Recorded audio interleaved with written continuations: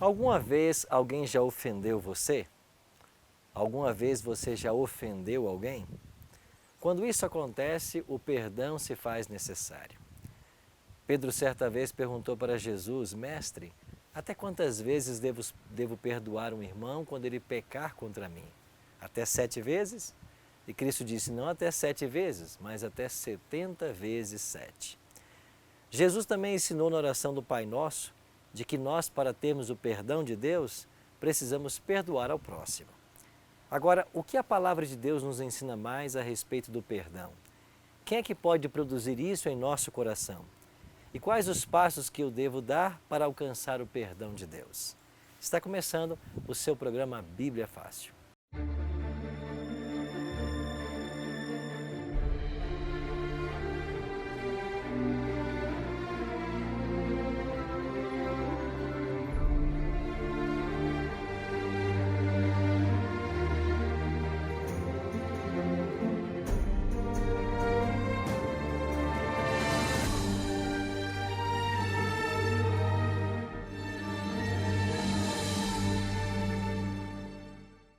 Olá, queridos amigos da Novo Tempo, sejam todos bem-vindos ao programa Bíblia Fácil. Como eu digo sempre, o seu programa semanal de estudo da Bíblia. Nós estamos aqui em Angola, na província de Huila, na cidade de Lubango, com 10 amigos angolanos que vieram para essa temporada do programa. Estamos estudando esse guia aqui, Ensinos de Jesus. E você que está aí no Brasil pode solicitar esse presente da Novo Tempo para você, através do telefone 0 operadora 12 21 27 3121. Lembrando sempre de ligar em horário comercial. Se você quiser, também você pode acessar a nossa página na internet, novotempo.com/Bíblia Fácil. Para você que está aqui em Angola nos assistindo, você também pode fazer esse curso pelo WhatsApp. Isso mesmo. Basta você gravar em seus contatos este número de WhatsApp, mais 55 61 983-260-192. Grave esse número nos seus contatos. A sugestão é que você coloque Bíblia Fácil e você vai mandar para esse WhatsApp a mensagem Estudo Bíblico. Apenas isso. Digite Estudo Bíblico, envia para esse WhatsApp e você vai começar a receber as perguntas do curso Ensinos de Jesus. E você pode estudar a Bíblia com a gente através do WhatsApp. Se você tem aí acesso à internet, pode acessar o site novotempo.com/Angola e nesse site você vai encontrar outras formas de estudar esse curso com a Novo Tempo, tá bem? Peça agora o seu guia, faça agora a sua inscrição e vamos juntos estudar a Palavra de Deus. Aqui já estamos todos prontos, cada um com sua Bíblia na mão. Chegamos ao nosso 6º tema, o que Jesus ensinou sobre o perdão. Então, o tema que hoje vamos aprender, o que Jesus ensinou sobre o perdão. Agora nós temos um hábito aqui, a gente nunca começa a estudar a Bíblia sem antes fazer uma oração. E eu queria convidar você para que nós orássemos, pedindo a bênção de Deus para o estudo que agora teremos. Amantíssimo Deus e Pai, louvado e exaltado seja o teu santo nome. Nos reunimos mais uma vez para estudarmos a tua palavra. Que o teu bom e santo Espírito seja o nosso professor e que nós possamos aprender as tuas orientações para a nossa vida. Oramos em nome de Jesus. Amém. Quem de nós nunca precisou um dia pedir perdão ou oferecer perdão? Todos nós precisamos, em nossos relacionamentos familiares, com nossos amigos, com nossos vizinhos. Todos nós, em algum momento de nossa jornada, vamos precisar pedir ou oferecer perdão. Agora, o que a Bíblia, a Palavra de Deus, nos ensina a respeito desse tema? Então, eu queria convidar você a abrir a sua Bíblia com esta pergunta. O que Jesus ensinou sobre o perdão ou o que podemos aprender na Bíblia sobre o tema?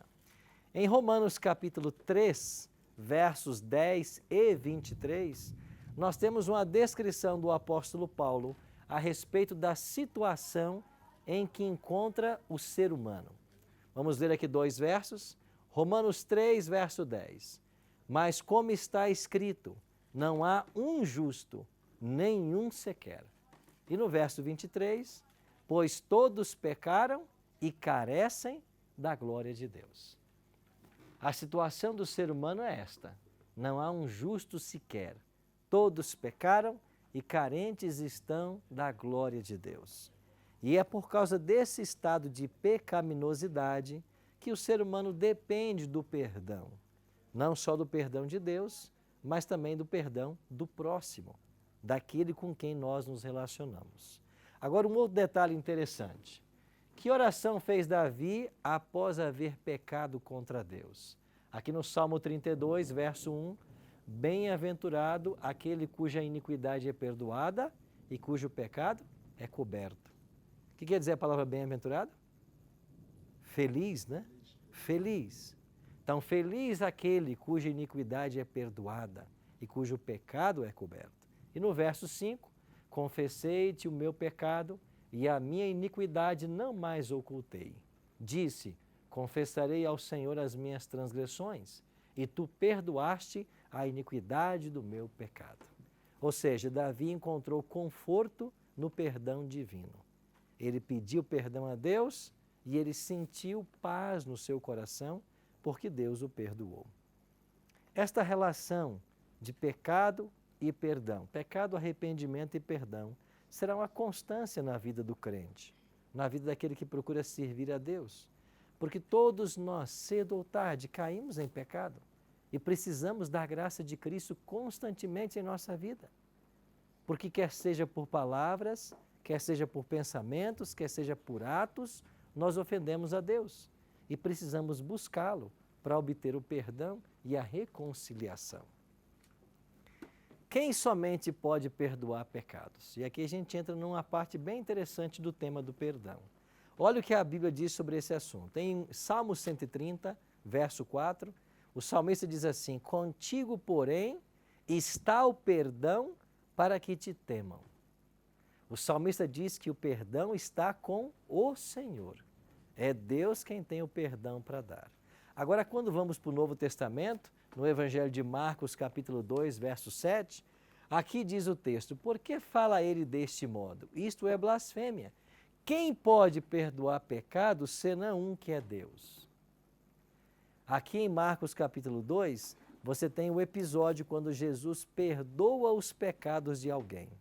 Aí, quando Jesus perdoa o pecado, os líderes judeus, vendo aquilo, não acreditando que Jesus fosse Deus, e disseram assim: quem é este homem que pretende perdoar pecados? Ele blasfemou, porque só Deus pode perdoar pecados. Eles estavam certos na segunda afirmação? Sim. Certo. Só Deus pode perdoar pecados. Mas a primeira afirmação, de que Jesus tinha blasfemado, eles estavam errados, porque eles não reconheciam que Jesus era Deus. Só que Jesus é Deus, por isso ele podia perdoar os pecados. Então, à luz desse texto de Salmo e à luz de Marcos 2,7, nós chegamos a uma conclusão: o perdão está com Deus e só Ele tem o poder, a atribuição de perdoar pecados. Agora, infelizmente, ao longo da história cristã, entrou dentro de nossas igrejas a prática e o ensino de que o padre, o sacerdote, o líder espiritual tem o poder de perdoar pecados. A isso é chamado essa doutrina de confissão auricular. O que é a doutrina da confissão auricular? Quando eu peco, eu vou até o líder religioso em busca de perdão. À luz da Bíblia, isso é uma blasfêmia. Por quê? Porque não existe ser humano sobre a face da terra que tem o poder de perdoar pecados. Só Deus pode perdoar pecados. Então, toda vez que você peca, a quem você busca o perdão? A Deus, mais ninguém. Se alguém tenta ser o perdoador, ele está assumindo o lugar de Deus. Agora, nós temos que entender um detalhe e a leitura do texto vai nos ajudar. Jesus, ele pode perdoar os nossos pecados porque ele hoje está no santuário celestial como nosso advogado. É por isso que em 1 João 1,9 nós lemos: se confessarmos os nossos pecados, Ele é fiel e justo para perdoar os nossos pecados e nos purificar de toda a nossa injustiça ou iniquidade. Por quê? Porque Cristo, por sua morte vicária, substitutiva, Ele assumiu o direito de nos salvar e de nos perdoar os pecados. Agora, existe na questão do perdão também uma dimensão horizontal. E sobre isso vamos ver agora. Só Jesus perdoa ou o ser humano também pode perdoar? 2 textos, João 20 e 23. Se de alguns perdoardes os pecados, são-lhes perdoados. Se lhos retiverdes, são retidos. Mas espera aí, não é só Deus que perdoa pecados? Como que Cristo agora está dizendo que você também tem que perdoar? Vamos um próximo texto, Efésios 4:32. Antes, sede uns para com os outros benignos, compassivos, perdoando-vos uns aos outros, como também Deus em Cristo vos perdoou. Bom, a Bíblia parece estar entrando em atrito, né? Mas ela não está sendo conflitante. E por que não? Quando nós entendemos na visão bíblica de que o perdão tem uma dimensão vertical e uma dimensão horizontal. Aonde que o ser humano pode perdoar? Em que circunstância ele pode perdoar? Quando alguém o ofendeu. Então, se alguém me ofendeu, eu posso oferecer a esta pessoa o perdão. Agora, quando nós pecamos, nós vamos buscar o perdão de quem? De Deus. Agora, há pecados que você ofende a Deus e ao próximo. Então, você tem que pedir o perdão a Deus e tem que buscar o perdão também com o próximo. É por isso que a Bíblia não apoia a prática de um ser humano como mediador. A doutrina da confissão auricular, ela não tem apoio bíblico por essa questão. Porque qualquer tipo de pecado é ao sacerdote que vai se buscar. E, de fato, o ser humano só tem a atribuição de dar perdão quando ele é o ofendido. Então, se eu ofendo alguém, eu tenho que buscar o perdão de alguém. Se alguém me ofende, esse alguém busca o meu perdão. E todo pecado e toda ofensa que for contra Deus, é a Ele que nós vamos buscar para o perdão. Não é muito difícil entender isso, né? Está bem claro para todos vocês? Então, o perdão tem uma dimensão horizontal que nos envolve como seres humanos. É por isso que Jesus está dizendo, perdoai-vos uns aos outros. E o perdão tem uma dimensão vertical, que é você com Deus.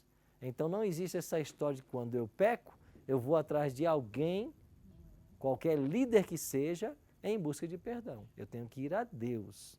Só Ele pode dar o perdão. Pode ser que você tenha aprendido de uma forma diferente, mas você está aqui no Bíblia Fácil para aprender aquilo que a palavra de Deus ensina. E é verdade que eu estou lendo só poucos textos, mas no guia impresso você tem mais textos e na Bíblia existe muito mais corroborando, apoiando aquilo que nós estamos ensinando aqui. Porque a gente não busca, a gente não pretende, não queremos de forma alguma ensinar 1 milímetro sequer fora daquilo que está escrito na palavra. Vamos aqui então, minha amiga. Obrigada, pastor. Há daquelas situações em que um irmão de uma igreja é eventualmente apanhado a fazer alguma coisa que não seja do contexto do ministério ou da igreja. Ele é levado para o concílio da própria igreja e lá o irmão é obrigado a pedir perdão ao concílio. Eu tenho um exemplo muito claro de um colega meu de serviço, que por sinal até é adventista. Ele foi apanhado no restaurante a beber umas cervejas, então reuniram o concílio e ele ficou sentado. Eventualmente, ele, pronto, como já era habitual ir a um restaurante, a mesma pessoa que reuniu ele no concílio, também ele encontrou no restaurante também a tomar umas canecas. Como é que funciona? Se só Deus pode perdoar os nossos pecados, por que a razão deste concílio, onde o irmão deve pedir perdão diante do concílio para ser salvo ou ser limpo? Ok? A palavra de Deus diz que na igreja tudo deve ser feito com decência e ordem. Na obra do Senhor deve haver decência e ordem. É o apóstolo Paulo, em suas cartas pastorais, que ele vai orientar a igreja a lidar com aqueles que erram. Jesus havia tocado nesse assunto em Mateus 18, né? Jesus diz, quando um irmão pecar contra ti, você vai até ele e entende-se com ele. Paulo vem e amplia a ideia. Ele diz o seguinte, se você ver o seu irmão pecar, você vai e argue a ele, o interroga sobre aquilo. Se ele se convencer do seu erro, você ganhou uma alma. Mas se ele não te ouvir, Paulo está dizendo, você chama 2 ou 3 testemunhas e vai até ele e o repreende. E se ele não ouvir, você faz-o saber à igreja. E se ele não quiser conselho, Paulo termina o discurso dizendo assim, que ele seja entregue a Satanás. Porque ele, sendo confrontado com o pecado, não reconheceu o seu erro. Então, como que funciona o que nós chamamos de disciplina eclesiástica na igreja? Se eu sou membro da igreja, e todo mundo quando se filia a uma igreja, se torna membro, ele tem que ser responsável pela ética daquele grupo. E a igreja adventista, por exemplo, tem o que nós chamamos de ficha batismal, onde a pessoa responde a vários questionamentos bíblicos, se ele está de acordo com aquilo, se ele se submete à ordem da igreja. E ele, quando assina e é batizado e torna-se um membro, ele torna-se responsável pela manutenção do nome da igreja. Agora vamos supor, a igreja ensina que bebida é pecado, isso à luz da Bíblia. Aí um membro é encontrado bebendo. Qual é o procedimento? Que ele seja advertido. Se ele parou o hábito, se foi um erro pontual e ele não mais faz aquilo, ganhou-se uma alma. Mas se a pessoa insiste no erro, isso tem que ser levado para uma comissão da igreja, que é uma comissão formada pela própria igreja. A igreja, ela tem autonomia e ela escolhe um grupo que a representa. E esse grupo vai então estudar o assunto. E a depender do tipo de pecado, a depender do nome da igreja, a depender do escândalo que isso provoca, a pessoa pode ser disciplinada. A disciplina pode variar de 1 mês a 12 meses. E dependendo da afronta que ele comete, se trouxer opróbrio à igreja, ele pode ser desligado do rol de membros da igreja. Então esta é a função de uma comissão de igreja. Agora eu pergunto, se nós como cristãos não formos responsáveis por aquilo que a igreja ensina, e se não tomarmos providência com os que erram, a igreja perde a sua função de ajudar as pessoas. E toda vez que a igreja disciplina alguém, a disciplina não é punitiva, ela é curativa. Porque entende-se que alguém está na prática do pecado, de coisas que não farão bem para ele e que finalmente poderão levá-lo à perda da vida eterna. E daqueles casos em que a pessoa faz, mas faz às escondidas. Ele bebe, suponha, não pode ser este o caso, faz outras coisas, mas ele faz às escondidas, longe de todo mundo, mas ele até pertence ao clero da igreja. Como é que funciona? Se não vem ao conhecimento da igreja, não tem como a igreja lidar com isso. A igreja só pode lidar com aquilo que está sendo transparente, que está acontecendo, que está sendo visto. Então, se não vê o conhecimento da igreja, não tem o que se fazer. Porque ao mesmo tempo que a igreja é responsável por manter a ordem e a disciplina, a igreja também não é um FBI. Como é que você diz aqui? FBI? Não é uma CIA para ficar investigando a vida de todo mundo. É por isso a igreja ela tem que orientar os seus membros. Vou dar um exemplo mais claro. Você mencionou a bebida, né? Vou dar um exemplo mais claro. Alguém que é casado e envolveu-se com outra mulher ou outro homem, cometeu adultério. Aí toda a comunidade fica sabendo. Se a igreja não faz nada, que ordem há nessa igreja? Você tem um membro do corpo de Cristo em rebelião aberta, trazendo vergonha para o nome da igreja. É aí que entra a disciplina eclesiástica. Para que serve a disciplina? Para ajudar a curar o que está em pecado e para dizer para a igreja e para todo mundo que nós não aprovamos essa atitude, porque ela é antibíblica. Vou dar um exemplo para você no meu ministério. Certa vez eu fui procurado por um casal de jovens que queriam que eu os casasse. E foram feitos todos os acertos para que eu celebrasse a cerimônia religiosa. Mas na igreja adventista não se casa pessoas que já tiveram relações sexuais. Então eu os entrevistei e perguntei, vocês já tiveram relações sexuais? E a resposta foi não. Tá bem, então marcamos o dia, a gente tem que confiar na palavra dos noivos, né? Dos dois que vão se unir. Mas poucos dias antes, a mãe da noiva me procurou dizendo que a moça estava grávida. E de fato ela estava. O que eu fiz? Não realizei o casamento e ainda foi aplicada uma disciplina para dizer que a igreja não aprovava o que eles estavam fazendo.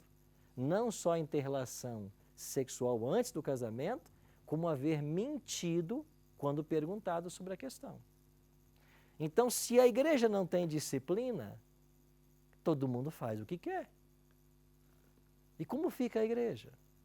Como ficam as orientações da palavra de Deus?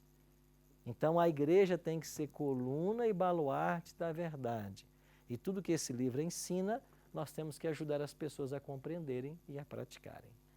Pastor, mas neste caso dos jovens, porque a menina estava grávida. Se eventualmente ela não estivesse grávida? A mentira teria passado, eu teria feito o casamento, eles teriam continuado normal na igreja.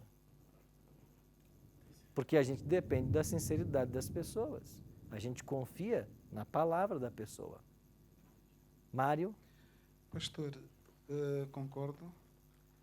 Entretanto, há alguns exemplos de algumas igrejas em que alguém comete, é sancionado, muito bem. Uhum. Entretanto, se for filho de um membro poderoso da igreja, de um líder da igreja, cometeu a mesma situação e as pessoas fazem tábua rasa, passam uma esponja por cima e o menino continua sentado a louvar e coisas assim. Isto de facto magoa. Como lidar com estas situações? Eu acho que se a gente percebe claramente que está havendo 2 pesos e 2 medidas dentro da igreja, a liderança da igreja tem que ser buscada. Ela tem que ser confrontada com isso. Escuta, se nesse caso a igreja agiu assim, por que nesse caso está agindo diferente? Há algum elemento diferente ou é só por causa da influência dessa pessoa? Se houver elementos diferentes na história, pode ser que justifique uma ação diferente. Mas se os casos são parecidos, a liderança da igreja, o seu pastorado tem que ser advertido. Nós não podemos ser 2 pesos e 2 medidas. Não importa se é o rico ou o pobre, não importa se é o filho do pastor ou um desconhecido. Todos devem ter o mesmo tratamento na igreja. Pois não? Sim, pastor. Então, nesse caso, por exemplo, aqueles membros que ocultam os seus pecados sem ninguém saber, e eles continuamente continuam a pecar. E às vezes mesmo são líderes ou são pessoas que são bem confiados na igreja. Como é que a igreja fica? Se está em secreto, se a igreja não sabe, a igreja não tem como lidar com isso. Então, a situação vai continuar, até que eles se arrependam e parem a prática, ou até que em algum momento se descubra o pecado. Sim, então é por isso que numa das passagens Paulo diz, por isso é que a igreja está fraca. Claro. A igreja fica fraca e o Satanás começa a entrar com várias doutrinas, porque por causa dos próprios membros é que enfraquecem a igreja e que afugentam as ovelhas para poder vir conhecer a verdade. Ou seja, se a igreja não está sadia espiritualmente, o corpo inteiro vai padecer. Se há problemas, o corpo inteiro vai padecer. Mário? Pastor, se me permite, é que o que se passa nas igrejas é aquilo que se passa um bocadinho em política no seu país e no meu país. Há um protecionismo da classe do clero relativamente aos grandes dizimistas, às grandes figuras da igreja, relativamente a outros. Porque isso de que devia haver a mesma medida para as duas situações. Aham. Efetivamente, em muitas das igrejas que nós vemos aqui pelo país, isto não acontece. Não é que não seja do conhecimento de quem está no topo, até do conhecimento, mas ele protege estas pessoas. É verdade. Isso acontece aqui em Angola, acontece no Brasil. E outra, Mário, vai parar de acontecer? Não. Mas que não seja eu e você os personagens, os protagonistas da história. Que não sejamos nós. Nós temos que lutar pelo equilíbrio, pela justiça, pelo amor. E existem os caminhos certos de você fazer isso. Infelizmente, alguns, quando veem a situação assim, fazem o quê? Querem ir para a internet e falar na internet e trazer a público como que se a internet fosse um palco para se resolver essas questões. Não é. Para toda situação tem um caminho. E nós temos que buscar esse caminho. Nós vamos continuar falando desse tema. Nós temos um breve intervalo, já voltamos e vamos continuar falando sobre essa questão da disciplina e vamos voltar aqui ao tema do perdão. Daqui a pouquinho a gente volta.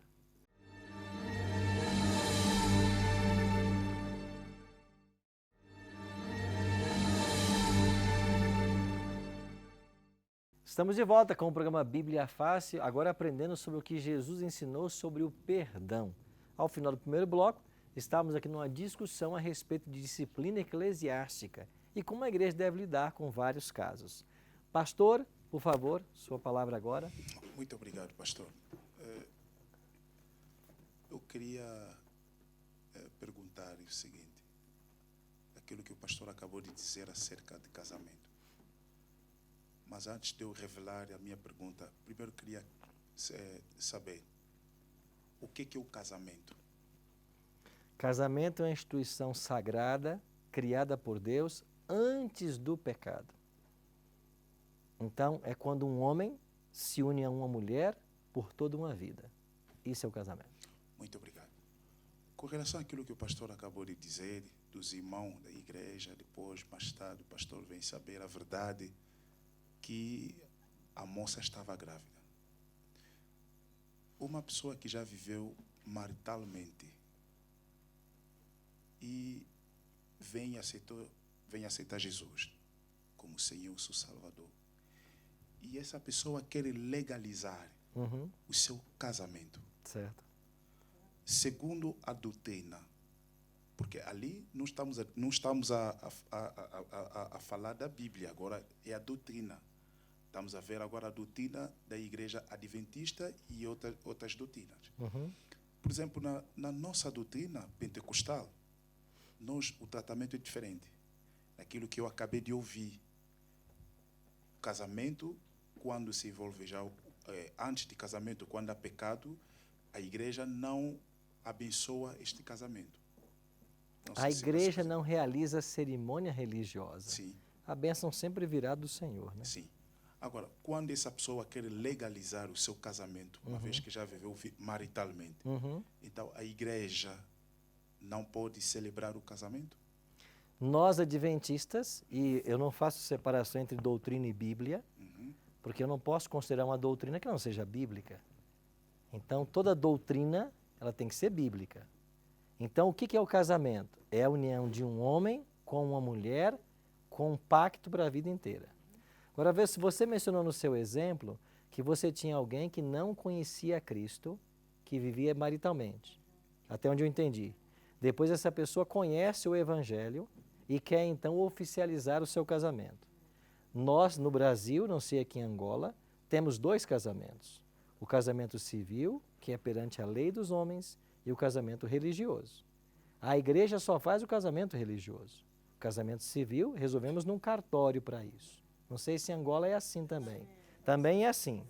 Então, no caso destes jovens que tiveram relações sexuais, a igreja não faz mais a cerimônia religiosa, porque eles se uniram em corpos. Querem regularizar a vida? Eles têm que procurar um cartório, fazer o casamento civil e depois eles voltam ao convívio da igreja. Não o convívio de frequência, que isso não deve acabar nunca, né?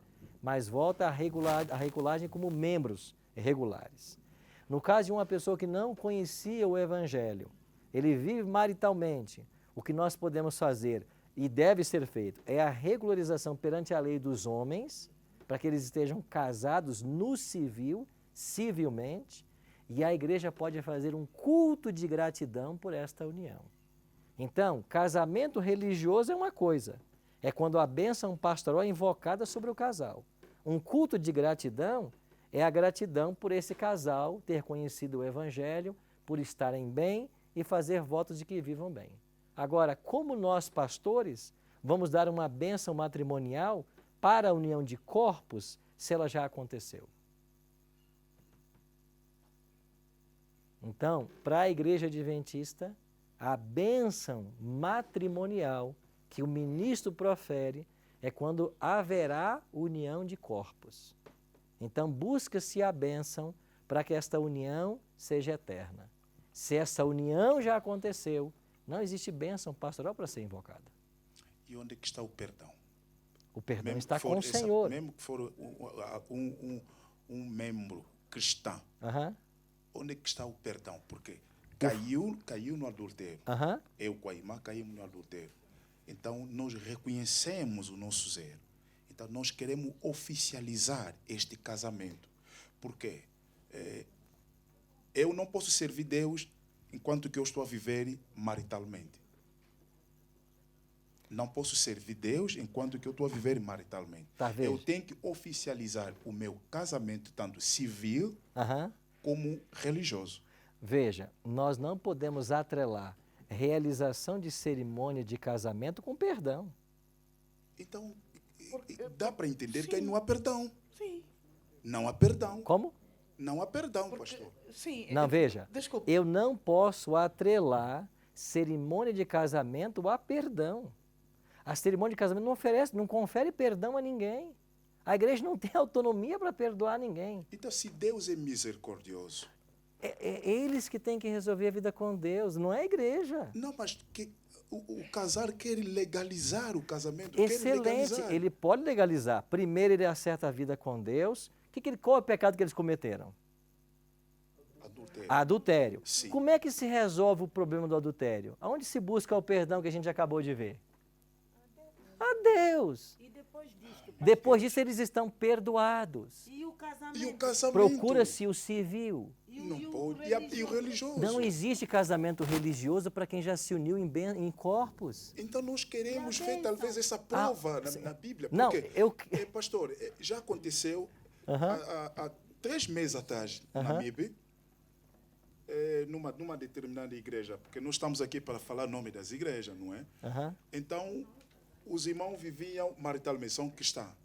Mas o irmão depois entendeu de oficializar o casamento. O pastor tocou no mesmo ponto, disse, nós não podemos celebrar, dar a benção, vos colocar a aliança. Nós podemos abrir uma sessão na vossa casa. Vão levar vossas alianças em casa e eu, pastor, vou vir dar benção. Então, por que essa hipocrisia? Por que na igreja não?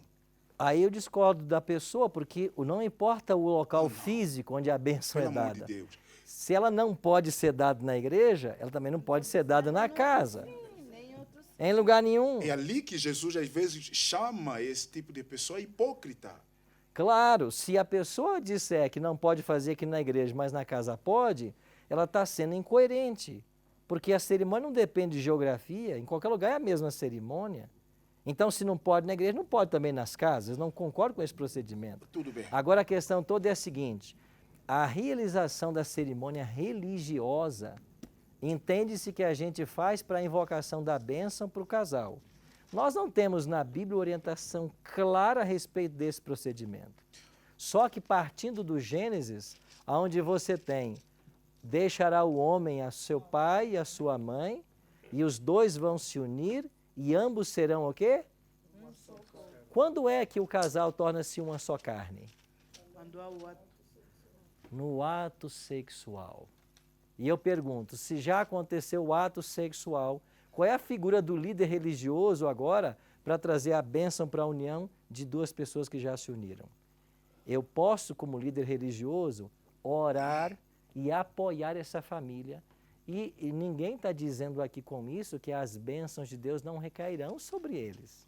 Ninguém está dizendo isso.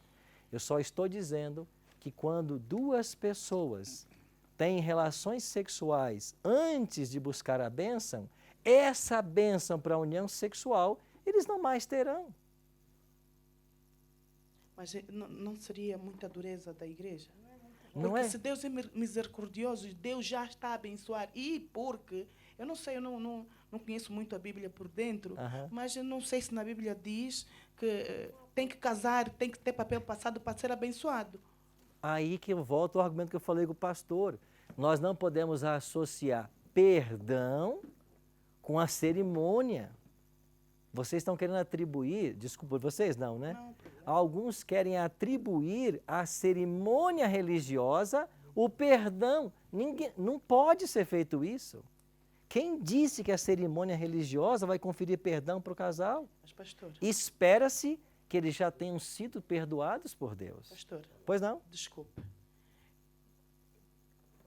Esse casal Aham. passará a vida inteira a Aham. ser visto pelos outros membros da igreja, e isso ninguém me diz não, Aham. porque eu cresci na igreja adventista como um membro de segunda classe. Pois. É conotado. A igreja não facilita a inserção desse membro ou desses membros àquela classe.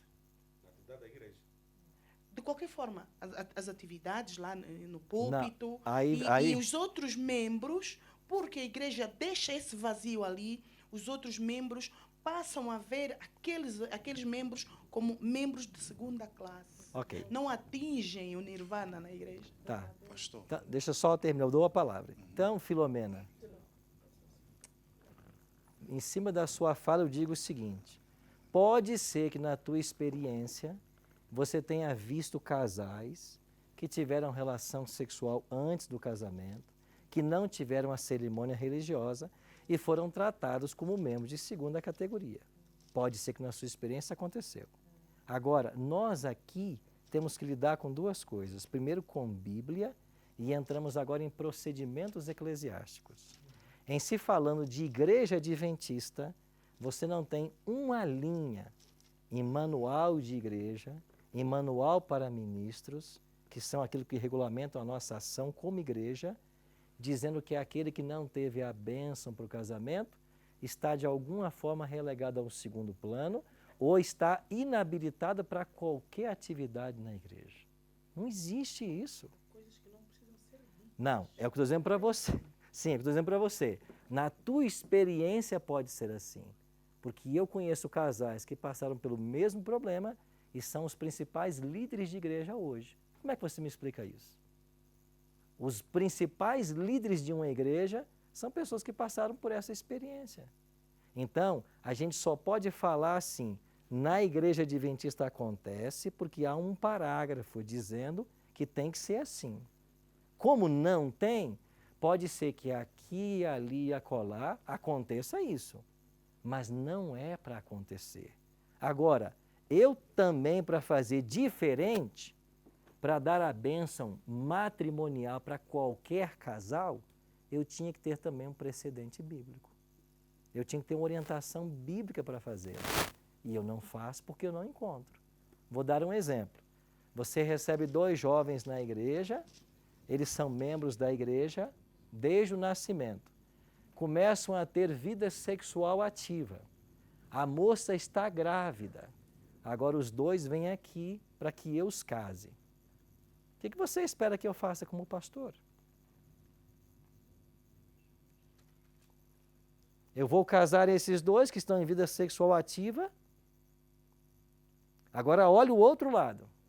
Aquele jovem e aquela garota que estão há 25 anos, 30 anos dentro da igreja, sendo fiéis ao Senhor, porque isso é o ideal da Bíblia, estão guardando o seu corpo, a relação sexual para o matrimônio, estão esperando chegar a pessoa certa, no tempo certo, como a Bíblia ensina, como a igreja orienta. Agora ela olha para a colega que senta no outro banco que teve vida sexual ativa a vida inteira, e agora vai lá, e o mesmo casamento que o pastor vai me dar, também vai dar para ela. Então, por que eu esperei?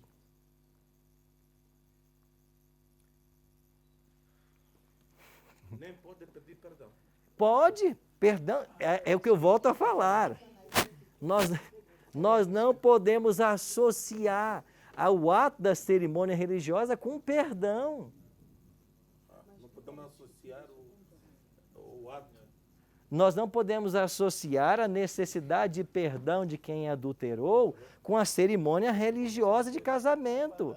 São duas coisas totalmente separadas. Eu não posso atribuir à bênção matrimonial o perdão para quem estava em adultério. É independente. Perdão é com Deus quando se peca. Cerimônia religiosa, o que nós estamos transferindo com esta ideia? Se eu penso assim, o que eu estou fazendo? Eu estou aceitando que a igreja é quem legisla o perdão. E para quem estava em adultério, tem que ter o pastor para abençoar a relação, para acabar o pecado. A igreja legisla perdão. Eu estou tirando de Deus a função e colocando na igreja agora. Então nós não podemos associar as coisas. A pessoa adulterou, não importa em que momento da vida, é com Deus o perdão. Ela tem que resolver com Deus. Em se tratando de casamento, a gente está aqui para fazer a união de corpos e dar a bênção. Agora, se a bênção é para a união de corpos e ela já aconteceu, essa bênção, esse casal não terá. Ele pode ter todas as outras bênçãos que Deus tem para ele. Essa ele não terá. Por quê? Porque ele buscou a bênção depois de ter cometido o pecado. Pastora. Ok, acho que é um debate muito profundo. Eu só queria dizer, a união nossa com Deus, a vontade de Deus no Jardim do Éden, era para o homem obedecer. Ok. E nós, uma vez, nós quebramos aquela união que nós tínhamos com Deus. Certo. O homem é a esposa, Deus é o marido. A Bíblia diz, Jesus Cristo é a cabeça da igreja. Então, nós estamos a se referir que nós somos a esposa, Deus é o marido. Certo. E nós desobedecemos na ordem divina. Ok. E nós quebramos aquele laço da matrimônio. Isso se chama na Bíblia de adultério espiritual. Exato. Se existe adultério espiritual, também existe adultério físico. Concorda, pastor? Sim, claro. Então, quando Jesus vem para reconciliar-nos entre o homem e Deus, quer dizer que ele já não está a ver o pecado que nós cometemos. Claro. Mas ele está a ver a obra que ele fez lá na cruz. Perfeito, pastor. Exatamente. Então, se nós estamos porque Jesus é a nossa referência. Claro. Se ele nos perdoou, por que nós, os homens, quando também caímos no pecado, não podemos reparar o que nós cometemos? Desculpa. A Bíblia diz, o Senhor é o reparador da brecha. Quer dizer, que algo que está quebrado, só Deus é que pode reparar. Só Ele que pode reparar. Não. O texto diz assim, vós sereis chamados reparadores de brechas e construtores das veredas antigas. Nós é quem somos reparadores de brechas. E o que é reparar as brechas, de acordo com o profeta Isaías? Alguém está ensinando errado, nós vamos ensinar o certo. Então, isso é reparar brechas. Mas a sua linha de argumentação teológica está corretíssima. O Apocalipse diz que a igreja é a noiva de Cristo. E as bodas do Cordeiro, será que ele vai vir buscar para nos levar? Até aí está tudo bem. Vamos continuar. Ok.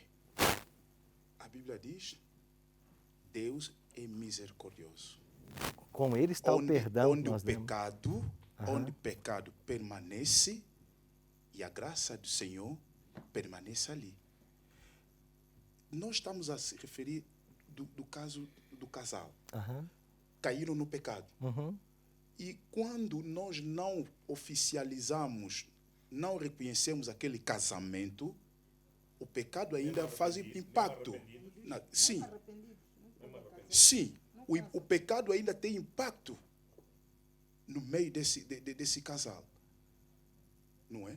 Então, quando eles legalizam o seu casamento, glória volta ao Senhor. Por quê? Mesmo o diabo conhece a Bíblia. Conhece. Não é? Lucas capítulo 4, se não me engano. Jesus fez jejum e o diabo veio. Está escrito, se tu és filho de Deus, transforma essa pedra pão para você se alimentar. Jesus disse, não, o homem não viverá só de pão, mas com toda a palavra que sai da boca dele. Se você é filho de Deus... Sim, o diabo conhece a Bíblia. Conhece a Bíblia. Tudo bem. E... melhor que nós. Sim, mas ele não tem Espírito Santo. Ok. Ele conhece a Bíblia. Se tu és o Filho de Deus, se atira do céu para a terra. Ok. Então, quando nós estamos a procurar arranjar o mal, o que nós cometemos, nós não estamos a dar acesso ao diabo, nós estamos a dar glória ao Senhor. Ok, pastor, mas eu volto no mesmo ponto que eu já falei com o senhor. Claro, eu respeito a sua visão e toda visão tem que ser respeitada. Só que em toda a argumentação que você acabou de colocar, você voltou novamente àquela questão. Eles estão em adultério e nós temos que oficializar para resolver o problema do adultério. Todos estão acompanhando aqui? Eles estão em adultério, o casal, e nós estamos delegando a cerimônia religiosa a função de consertar esse erro, de trazer o perdão para esse casal. Mais uma vez eu digo, aonde que na Bíblia é a cerimônia religiosa que vai conferir ao casal o perdão? Nós estamos atribuindo a uma cerimônia o poder de dar o perdão, de resolver um problema que não é da cerimônia. Então é o seguinte, o casal pecou, pastor. Esqueça casamento, ele pecou. Qual é a orientação bíblica para esse casal que pecou? Hã? Não. Qual a orientação bíblica uma vez que eles pecaram? Pedir perdão. Eles têm que pedir perdão a Deus. Aí Deus perdoa? Depois de perdoar. Deus perdoa? Perdoa. Eles estão perdoados. O que a igreja faz agora? Eles são membros normais na igreja, uma vez que eles têm o perdão e a reconciliação da igreja. Eles estão perdoados. Agora, nós, pastor... Se forem membros batizados... Eles vão ser... Serão rebatizados. Serão rebatizados. Então, eles confessaram o pecado, foram retirados do rol de membros, foram rebatizados, estão na comunhão da igreja, a igreja fez por eles tudo o que foi necessário. Agora, eu não posso delegar à cerimônia religiosa a correção do adultério deles. Ah, não, mas se eu não realizar a cerimônia religiosa deles, quer dizer que nós não perdoamos, nós não ajudamos a família. Não existe nada disso. A igreja está ali para amparar todo mundo. A igreja é um hospital para cuidar dos doentes. Agora, se eles adulteraram, eles têm que resolver o problema com Deus. A igreja vai lidar com eles eclesiasticamente falando. Então, se eram membros, serão removidos, poderão ser rebatizados depois de um tempo, quando se comprova que não estão mais em adultério ou se casaram. Agora... Mas rebatizados no erro... Pastor, só no microfone. Aqui. Rebatizados no erro que eles cometeram? Não. Quando o erro for superado. O erro é superado como? Se eles adulteraram, ou eles se separam, ou eles se casam no civil. Aí agora eles são um casal. Finalizando o programa de hoje a respeito do perdão. Certa vez Pedro perguntou a Jesus, Senhor, até quando devo perdoar meu irmão quando ele pecar contra mim? Até 7 vezes? E Jesus respondeu, não, Pedro, não até 7 vezes, mas até 70 vezes 7. O que isso significa? Que eu e você devemos sempre estar dispostos a perdoar. Se alguém nos ofendeu, nós temos que perdoar. Se ofendemos alguém, eu tenho que buscar o perdão. E se eu pequei contra Deus, eu tenho que buscar do Senhor o perdão. A Bíblia diz que Deus é rico em misericórdia. E todo aquele que cai e busca o perdão de Deus, Deus vai perdoar. Porque hoje nós temos lá no Santuário Celestial um advogado que intercede por nós junto ao Pai. Quem sabe eu esteja conversando com alguém agora que foi ofendido por alguém ou talvez ofendeu. E se você precisa de buscar ou receber perdão, por que não buscar a direção de Deus agora, para que isso aconteça na sua vida? Nós vamos ter uma música agora. E enquanto ouvirmos essa música, eu queria que você pensasse, está o meu coração aberto e disposto a perdoar? Pense nisso, enquanto você ouve essa canção.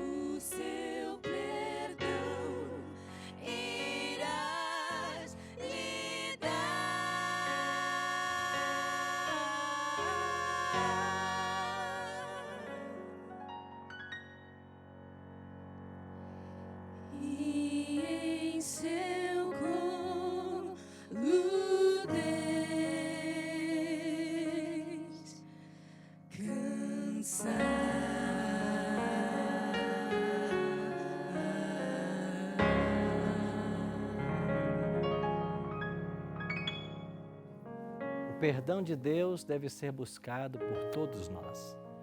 E a palavra ensina que Deus é rico em perdoar. Então, se nós caímos, o Senhor nos levanta. Se confessarmos os nossos pecados, diz a palavra, Ele é fiel e justo para perdoar os nossos pecados e nos purificar de toda injustiça. Se você precisa dar o perdão para alguém, faça isso. Se você precisa pedir perdão a alguém, peça. E quando nós damos o perdão, nós estamos curando as pessoas, porque o perdão é terapêutico. Ele traz cura, traz restauração, traz vida. Vamos orar para que o perdão do Senhor nos alcance e para que nós possamos perdoar os outros também. Pai querido, obrigado, Senhor, porque encontramos em Tua palavra um Deus de amor e um Deus perdoador. Que nós possamos buscar de Ti o perdão todas as vezes que falharmos e também estarmos dispostos a oferecer o perdão àqueles que nos ofendem. Dá-nos a Tua bênção aos nossos amigos que estão aqui, nesse hotel, participando dessas gravações, e a todos os amigos que nos assistem através da TV Novo Tempo. Que a Tua bênção alcance também a nossa família e que o Senhor nos ajude em nosso preparo para o céu. É a nossa oração em nome de Cristo. Amém. Muito obrigado por sua presença no programa de hoje. Semana que vem a gente se encontra para mais um estudo. Até lá.